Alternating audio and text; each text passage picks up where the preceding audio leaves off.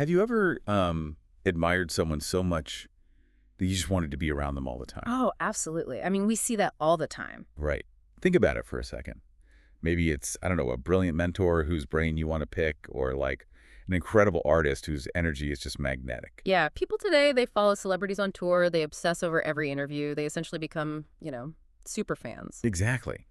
But the crazy thing is that exact same level of extreme, basically intoxicating fandom, it happened thousands of years ago. Wait, really? Yeah, with the Buddha himself. So in this deep dive, we're peeling back the layers of a translated Thai philosophical audio program. It's called Peeling Back the Layers of Fra Vakkali. Ah, Vakkali. That is such a fascinating case study. It really is. He was a monk who essentially mistook a beautiful aesthetic for, well, for universal truth.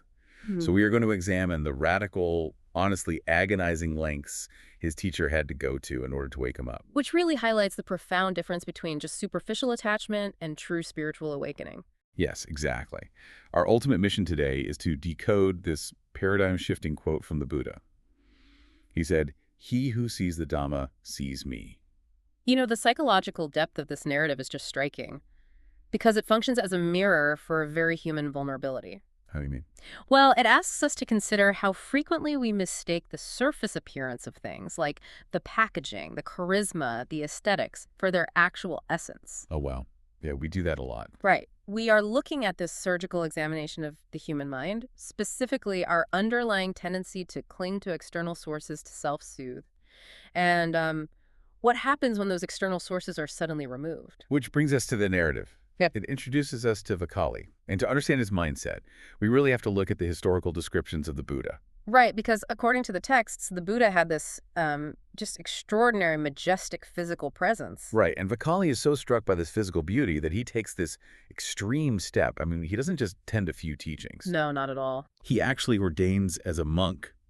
He gives up his worldly life, shaves his head, puts on the monastic robes, and joins the order solely, and I mean solely, to spend his days looking at the Buddha's magnificent physical form. It's wild. He essentially leverages the entire monastic system just to secure front row seats to his own obsession. So basically VIP tickets. Exactly. And the monastic life, I mean, it's designed for rigorous mental training, contemplating impermanence, meditating on the breath. But Vakkali bypasses all of that infrastructure. He just skips the work. Completely.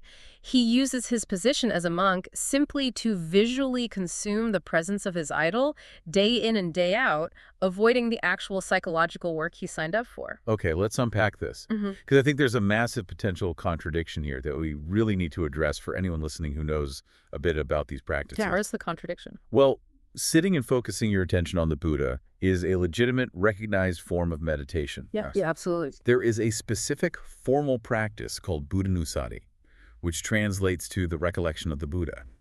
You're supposed to focus your mind on him as an object of meditation. That is true. So if Vakkali is sitting there intensely focused on his teacher, why is he being framed as failing? I mean, to bring it into a context we can all relate to, if you want to become a master guitar player, you study a master guitar player. Right, you watch their hands. Yeah. You watch their hands on the fretboard, you study their posture, you absorb their technique. Isn't Vakkali just doing the ancient spiritual equivalent of studying his mentor incredibly closely? Well, what's fascinating here is that the distinction doesn't lie in the physical action itself, but entirely in the underlying mechanism driving the action. The motivation behind it. Yes, what the source material describes as the state of mind. To an outside observer walking past, Vakkali looks like a devoted monk in deep, unbroken concentration. He looks like the perfect student. Exactly, but if you look at the internal architecture of his practice, it's structurally unsound. In true Buddhanusati, a practitioner isn't just looking at a body. What are they doing then? They are actively bringing to mind the internal virtues of the Buddha, his boundless compassion, his unbreakable focus, his profound wisdom. They use the concept of the Buddha as like a tuning fork. Oh, I like that analogy. Yeah, a tuning fork to tune their own mind to those same frequencies. But Vakkali wasn't doing that. His actions were being driven by two specific psychological mechanisms. Which are? Tanha, meaning craving, and upadana, meaning clinging or attachment. Ah, okay. So he wasn't using the teacher as a mirror to observe his own mind. He was just consuming a beautiful image to feel good in the moment. It was a purely sensory addiction. His brain was caught in this continuous dopamine loop. Like scrolling on social media. Exactly like that. He would look at an aesthetically pleasing form, get a temporary neurochemical spike of satisfaction, and when he looked away, that satisfaction would immediately crash. Which caused him to crave the image again. Precisely. The critical philosophical flaw is that he was desperately anchoring his entire psychological well-being to something that is fundamentally impermanent. Because bodies age. Right. A physical body, even a revered teacher's body, is subject to the laws of biology. It ages, it changes, it gets sick, and it eventually dies. Yeah, you can't rely on it forever. By relying purely on the visual hit of the Buddha's presence, Vakkali was essentially plugging into an external battery to charge his mood, rather than learning how to build his own internal generator. Wow, that distinction makes the trap he was in so clear. It's the difference between being inspired by someone's virtues, which you can internalize and replicate within yourself, and just being addicted to their physical proximity. Which you can never permanently own or control. Exactly. And because this level of toxic attachment was so deeply ingrained in Vakkali's daily routine, gentle guidance from his teacher just wasn't going to break through the noise of that dopamine loop. No, a soft approach wouldn't work here. Right. The Buddha couldn't just tap him on the shoulder and suggest he focus on the philosophy. The obsession was too thick, the craving was just too constant. So what happened? The narrative takes an incredibly dramatic turn. The Buddha takes an unexpected, radical action to cure his student. He drives Vakkali away. He literally banishes him. He completely cuts him off, kicking him out of his presence and exiling him from the community. The Buddha intentionally severs the connection. I mean, he looks at a student who has given up his entire life just to be near him and tells him to get out and never return. Okay, here's where it gets really interesting. Because I have to push back on this on behalf of anyone listening who feels a bit, jarred by that response. It is definitely jarring. Getting completely exiled seems incredibly harsh. We are talking about the Buddha, a historical figure universally synonymous with immense, boundless compassion. And Vakkali isn't causing harm to the community. He is just a guy who loves being around his teacher too much. For the Buddha to completely break his heart, intentionally destroy his safe space, and send him into exile, it feels less like a profound teaching and more like an emotionally devastating punishment. I can see why it looks that way. Like, how does intentionally causing someone that level of extreme psychological trauma lead to enlightenment? Well, this raises an important question, right, about what true compassion actually looks like in practice versus what we want it to feel like. Okay, go on. We often confuse compassion with comfort. We assume that a compassionate person will always act to ensure we are never upset or distressed. Which is human nature. We want to be comforted. Of course. But from the perspective of this source material, true compassion is giving someone exactly what they need to wake up to reality, even if the medicine is agonizing to swallow. Agonizing is definitely the word for it. The text actually describes this intervention as a form of divine shock therapy. Vakkali's condition was acute. His external battery had to be violently disconnected. Because as long as the battery was even in the same room, he was going to try to plug into it. Precisely. As long as he had any access to that visual stimulus, his mind would continue running outward to grab it. He was never going to look inward. So the exile forces the issue. Exactly. The psychology of this shock therapy relies on cognitive dissonance. When the Buddha abruptly removed himself, Vakkali's brain panicked. The dopamine source was gone. Right. The external source he relied on to generate his happiness was suddenly gone, and the resulting psychological pain was absolute.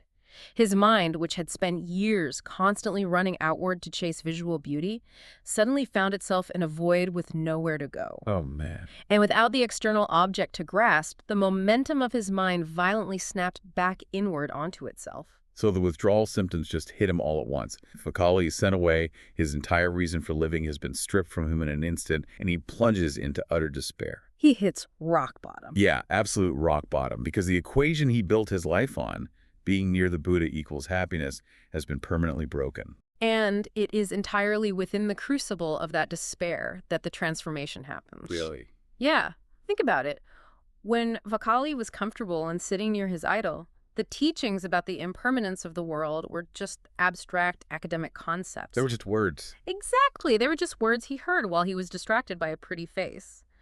But in the agonizing depths of separation, his brain was forced to reconcile the crisis. The suffering became real. The intense suffering provided empirical, undeniable proof of the Buddha's core teaching. He experienced firsthand, in his own nervous system, the fundamental truth. Which is? Relying on temporary physical things for happiness guarantees suffering because temporary things can always be taken away. The sudden pain of loss was the only thing capable of proving the philosophy to him. He literally had to lose the physical presence of the Buddha to finally comprehend the truth the Buddha had been trying to teach him all along. The source details how this devastating shock therapy completely upgraded Vakkali's mental software. Through this intense, agonizing realization of impermanence, he didn't just feel a little better eventually. He achieved true realization. He became an arahant, an awakened being. And becoming an arahant isn't just acquiring a new spiritual title. It means that the underlying psychological mechanism of craving that, Tano, we discussed earlier, was permanently dismantled. So the dopamine loop was broken. Broken for good. Vakkali was no longer capable of being addicted to form because he clearly saw the suffering embedded in that attachment. Wow. And this personal transformation is where the source material introduces a profound philosophical revelation.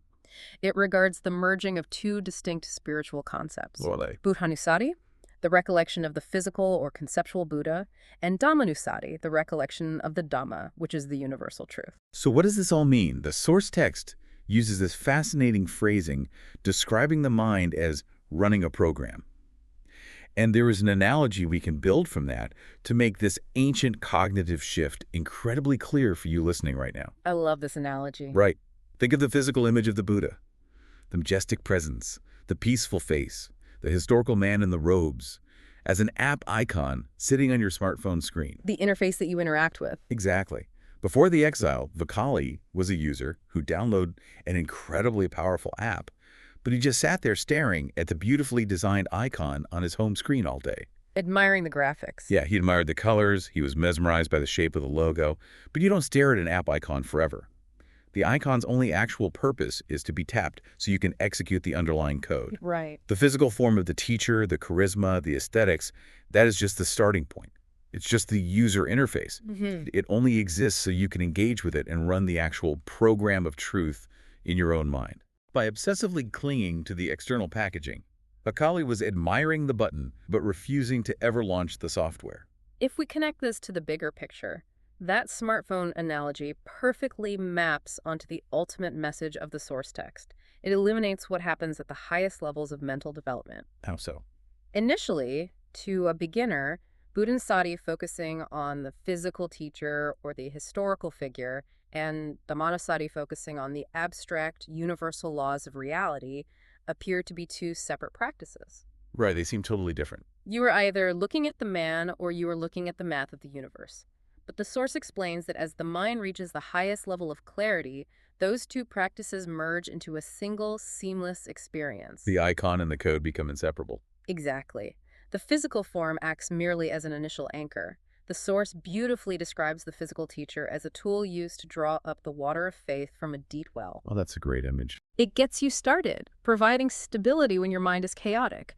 But once your focus goes deep enough, once you actually run the program and internalize the mechanics of reality, the true Buddha is revealed. And what is the true Buddha? The profound shift is realizing that the true Buddha is not a flesh and blood entity that lived and breathed 2,500 years ago. The true Buddha is eternal Sekahama, the ultimate unchanging truth of reality. He who sees the Dhamma sees me.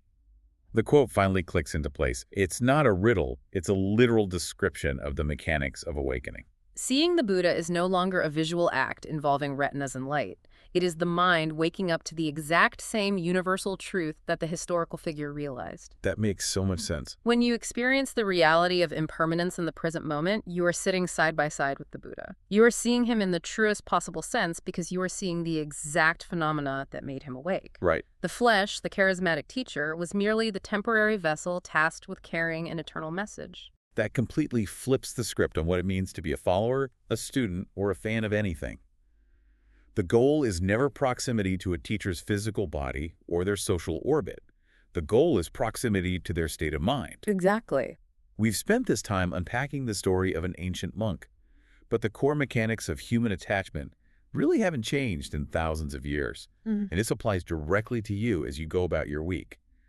Look at the structures in your own life and ask yourself, what are your icons?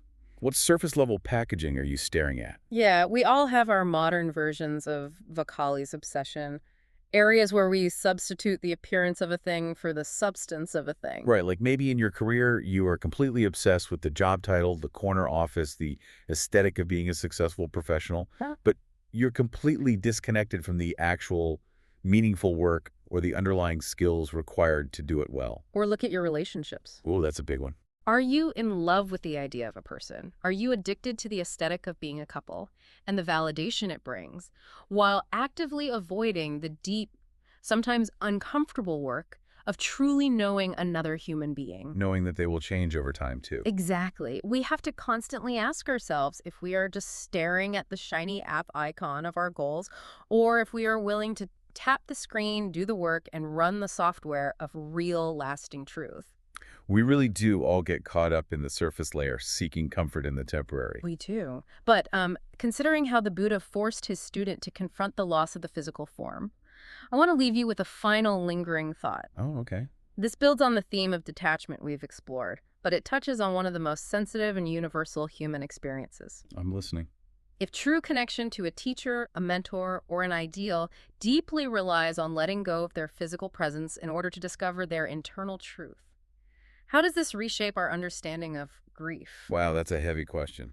It is, because when we lose someone we deeply admire or someone we profoundly love, it feels like the complete collapse of our world. The external battery we relied on is permanently gone. Yeah, it's devastating. But based on the mechanics of the mind we've unpacked today, does the devastating loss of their physical form actually offer us a hidden, profound opportunity?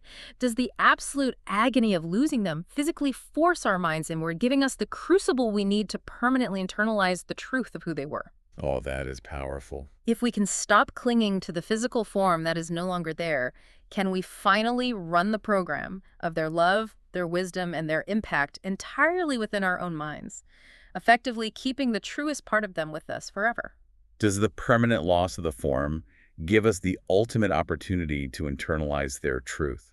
That is an incredibly beautiful and immensely challenging paradigm to carry with us as we navigate our own attachments and our own losses.